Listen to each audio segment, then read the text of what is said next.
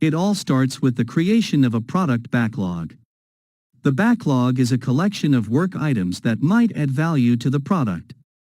Work is organized in the form of sprints, which are time boxes that can have duration ranging from 1 to 4 weeks. During the sprint planning meeting, the team decides how much work from the product backlog they can deliver in the upcoming sprint. This then becomes the sprint backlog. During the sprint, the team tries to deliver a working increment of the product. At the end of the sprint, the team will conduct a product demo, called the sprint review meeting, to showcase the achievements of the sprint. After the demo, the team will get together to take stock of the lessons learned in a sprint retrospective meeting.